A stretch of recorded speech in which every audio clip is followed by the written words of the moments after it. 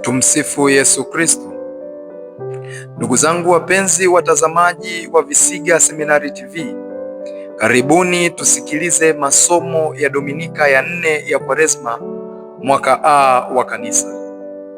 Somo la kwanza linatoka katika kitabu cha kwanza cha Samueli sura ya 16 aya ya kwanza B, ya 6 mpaka ya 7 na ya 10 mpaka ya 13 A. Wimbo wa katikati unatoka Zaburi ya 23. Somo la pili linatoka katika waraka wa Mtume Paulo kwa Waefeso sura ya 5 aya ya 8 mpaka ya 14. Karibuni tusikilize Injili ilivyoandikwa na Yohane. Hata Yesu alipokuwa akipita, alimuona mtu kipofu tangu kuzaliwa. Wanafunzi wake wakamuuliza wakisema, Rabi, ni yupi aliyetenda dhambi, mtu huyu au wazazi wake, hata azaliwe kipofu?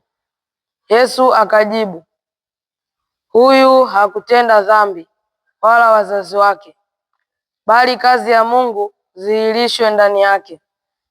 Imetupasa kuzifanya kazi yeye alinipeleka maadamu ni mchana.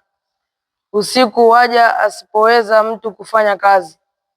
Muda nilipo ulimwenguni, mimi ni nuru ya ulimwengu. Alipokwisha kusema hayo, alitema mate chini, akafanya tope kwa yale mate, akampaka kipofu tope za macho, akamwambia, nenda kanawe katika birika la Siloamu, maana yake aliyetumwa. Basi akaenda na kunawa, akarudi anaona.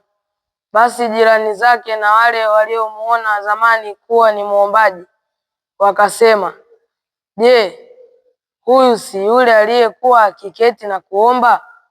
Wengine wakasema, ndiye. Naye yeye mwenyewe alisema, mimi ndiye. Basi wakamwambia, macho yako yalifumbuliwaje? Yeye akajibu, mtu yule aitwaye Yesu alifanya tope, akanipaka macho, akaniambia, nenda Siloamu ukanawe. Basi nikaenda na kunawa, nikapata kuona. Wakamwambia, yuko wapi huyo? Akasema, mimi sijui. Basi wakampeleka kwa Mafarisayo. Yule alikuwa kipofu zamani, nayo ilikuwa Sabato. Hapo Yesu alipofanya zile tope na kumfumbua macho. Basi Mafarisayo nao wakamuuliza tena, jinsi gani alivyopata kuona? Akawaambia, alinitia tope juu ya macho, nami nikanawa na sasa naona. Basi baadhi ya Mafarisayo wakasema, mtu huyo hakutoka kwa Mungu, kwa sababu haishikiki Sabato. Wengine wakasema, awezaje mtu mwenye dhambi kufanya ishara kama hizo? Kukawa matengamano kati yao. Basi wakamwambia yule kipofu mara ya pili, wewe wasemaje katika habari zake, kwa vile alivyokufumbua macho? Akasema, ni nabii. Basi Wayahudi hawakusadiki habari zake, ya kuwa alikuwa kipofu kisha akapata kuona. Hata walipowaita wazazi wake yule aliyepata kuona, wakamuuliza wakisema, huyu ndiye mwana wenu ambaye mmesema kwamba alizaliwa kipofu? Amepataje basi kuona sasa? Wazazi wake wakawajibu wakisema, tunajua ya kuwa huyu ndiye mwana wetu, tena ya kuwa alizaliwa kipofu, lakini jinsi aonavyo sasa hatujui, wala hatujui ni nani aliyemfumbua macho. Muulizeni yeye mwenyewe, yeye ni mtu mzima, atajisemea mwenyewe. Wazazi wake waliyasema hayo kwa sababu waliwaogopa Wayahudi, kwa maana Wayahudi walikuwa wamekwisha kuwafikiana kwamba mtu akimkiri kuwa ni Kristo atatengwa na sinagogi. Ndiye sababu wale wazazi wake walisema, ni mtu mzima, muulizeni yeye. Basi mara ya pili wakamuita yule mtu aliyekuwa kipofu, wakamwambia, mpe Mungu utukufu. Sisi tunajua ya kuwa mtu huyo ni mwenye dhambi. Basi yule mtu akajibu kwamba yeye ni mwenye dhambi sijui. Najua neno moja, kuwa mimi nilikuwa kipofu na sasa naona. Basi wakamwambia, alikutendea nini? Alikufumbua macho jinsi gani? Akawajibu, nimekwisha waambia, wala hamkusikia. Mbona mnataka kusikia tena? Ninyi nanyi mnataka kuwa wanafunzi wake? Basi wakamshutumu wakisema, wewe mwanafunzi wake yule, sisi tu wanafunzi wa Musa.